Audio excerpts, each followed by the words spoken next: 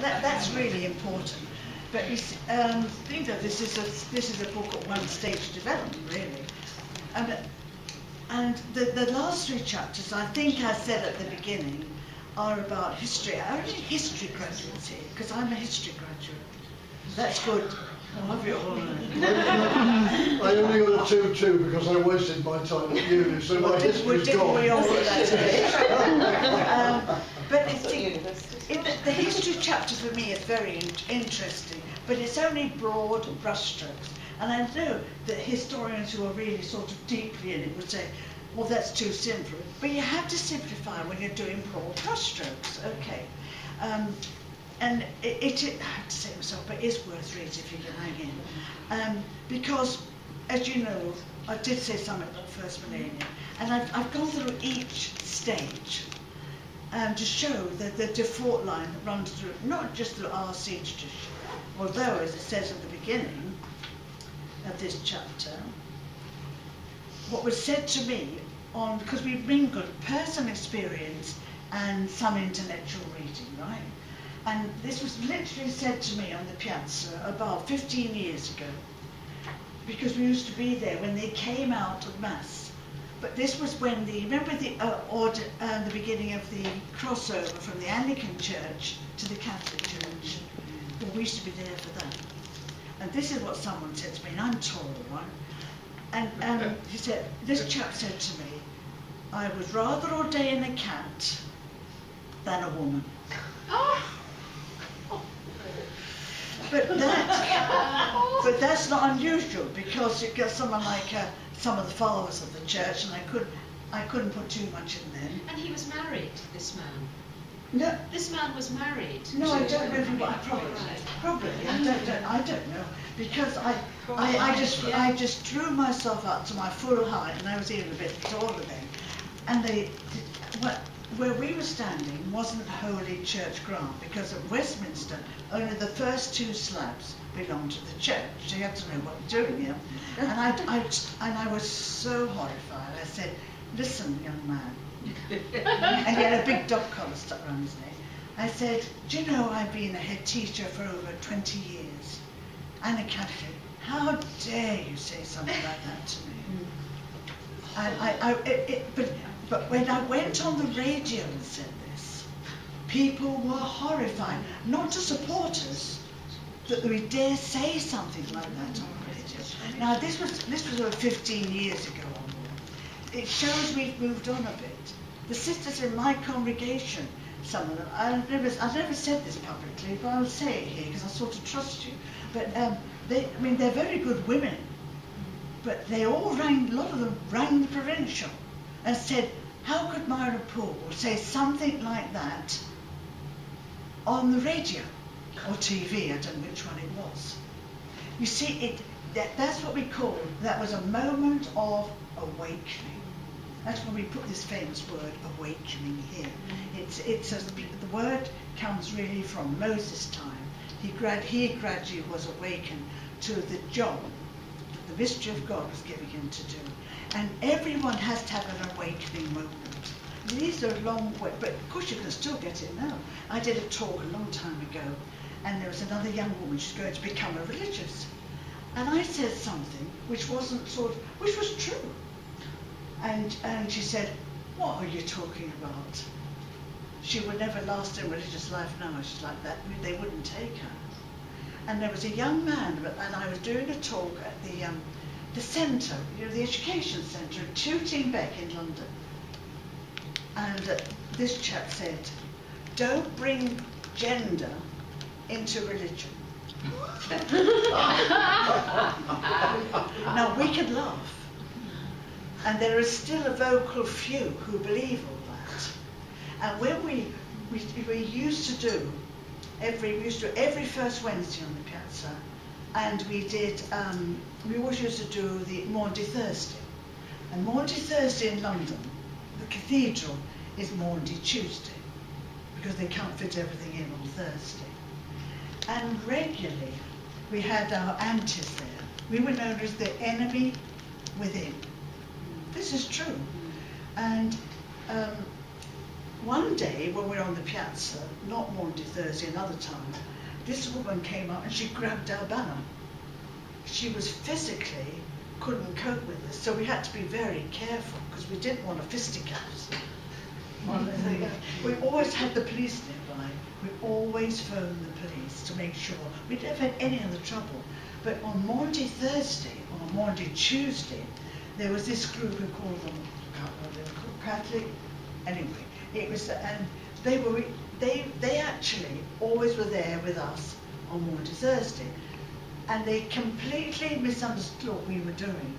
And they used to have a big banner saying, "We love our priests." Okay, well, we don't dislike them either. But we weren't. There was when all the priests used to walk in, we used to wait for them on the corner. They used to come up here, and then they'd turn in to go into the cathedral.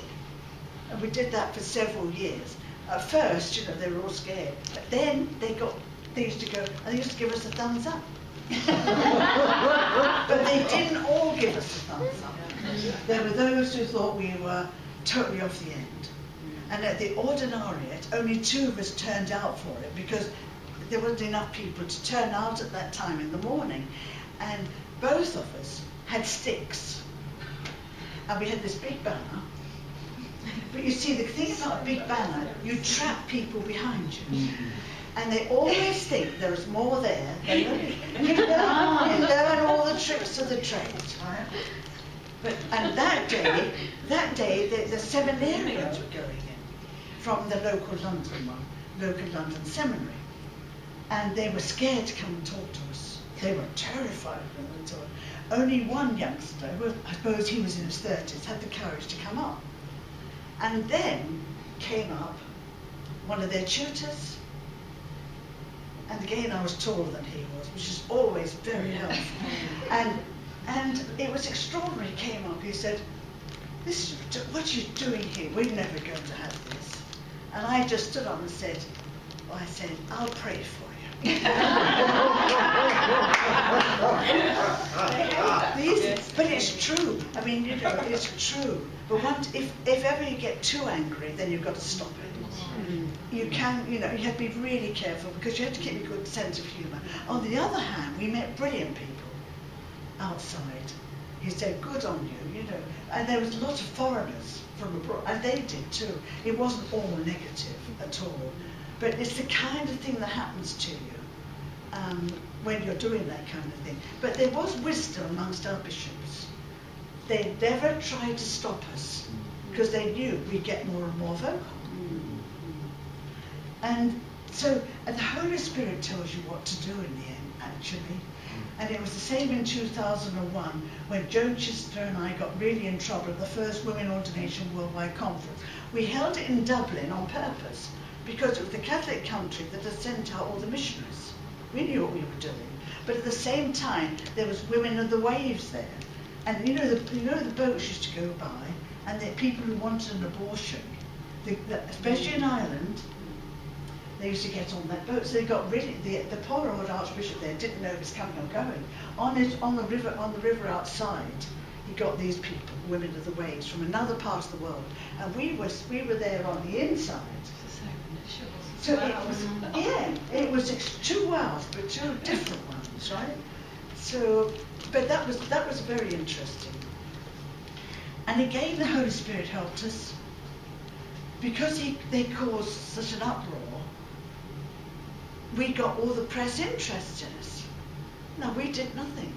You don't have to do much. The Holy Spirit intervenes in a very strange way. It's true. And it's always shocked me how it's all taken over. And the night before we began Catholic Women's Ordination, I got a phone call from Australia.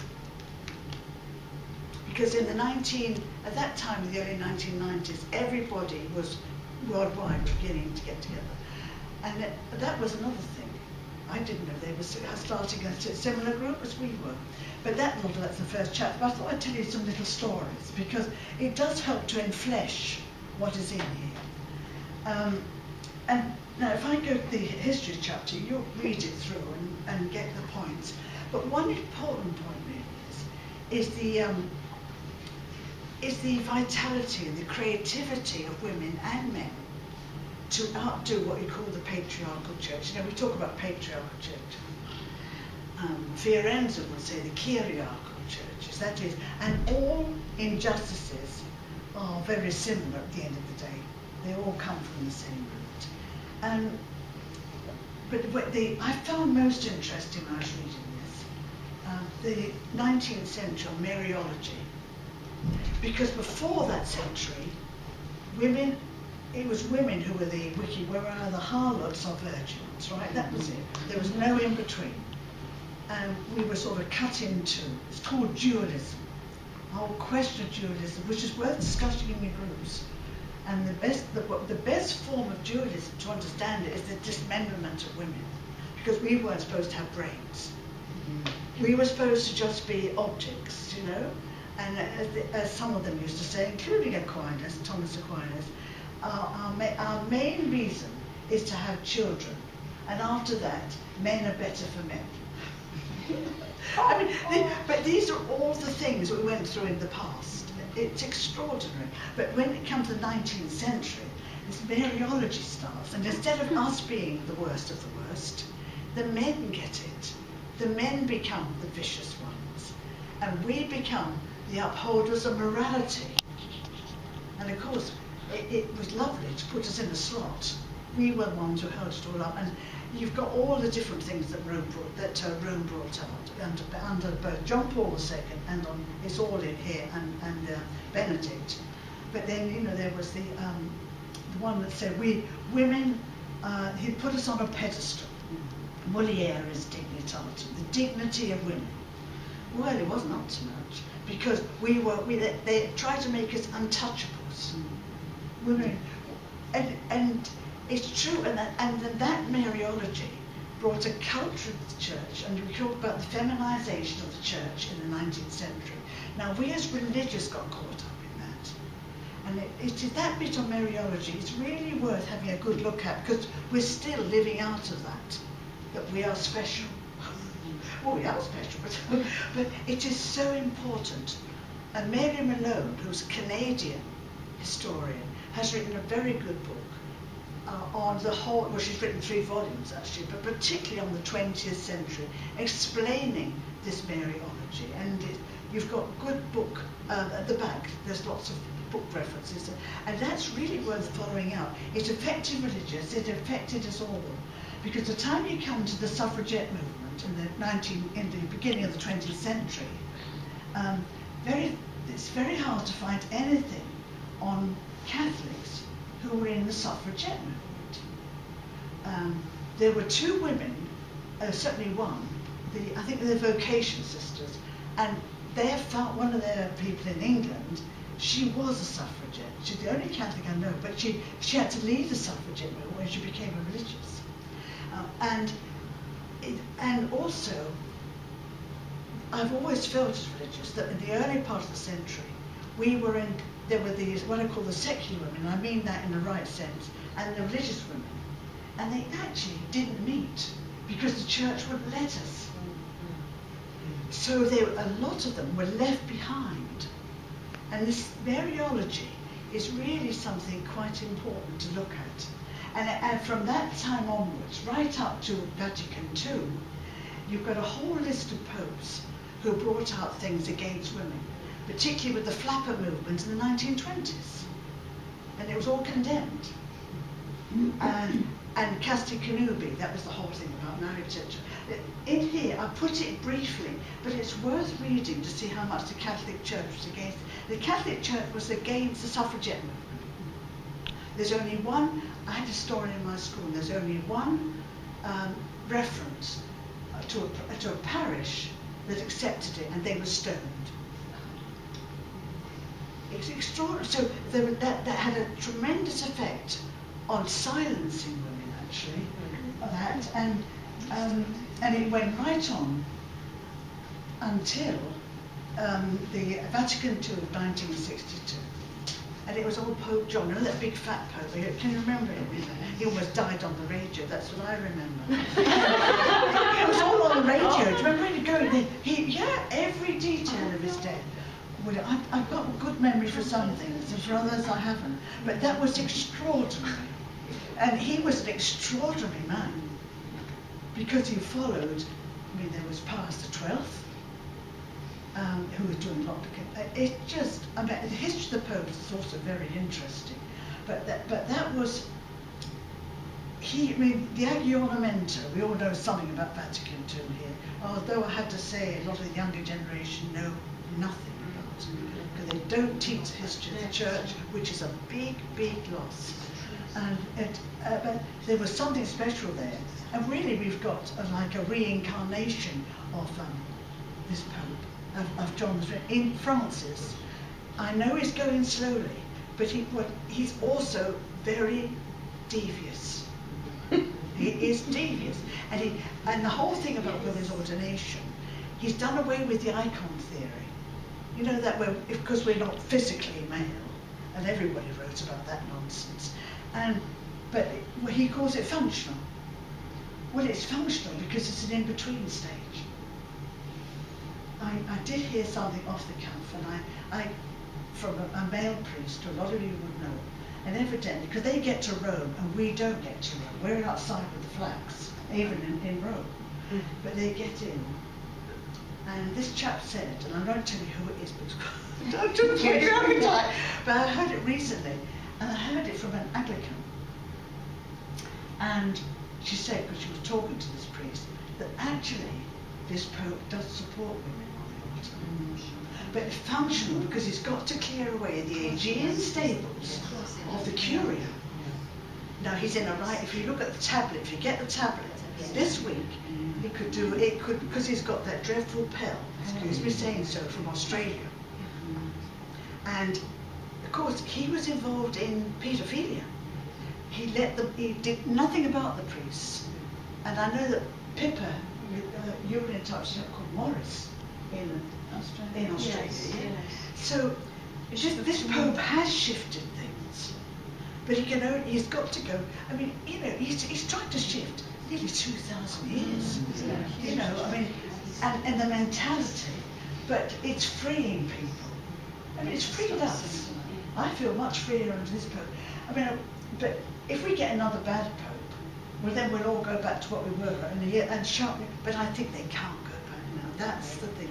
So this is what the history chapter is trying to tell you. You know, the ins and outs of it all. And then the next chapter, which is on symbolism, is going to tell you. Hey, Not much longer. no, I won't. The symbolism chapter is really important, truthfully, but you need to read it carefully, because it's talking about the symbolism of Mary, for example.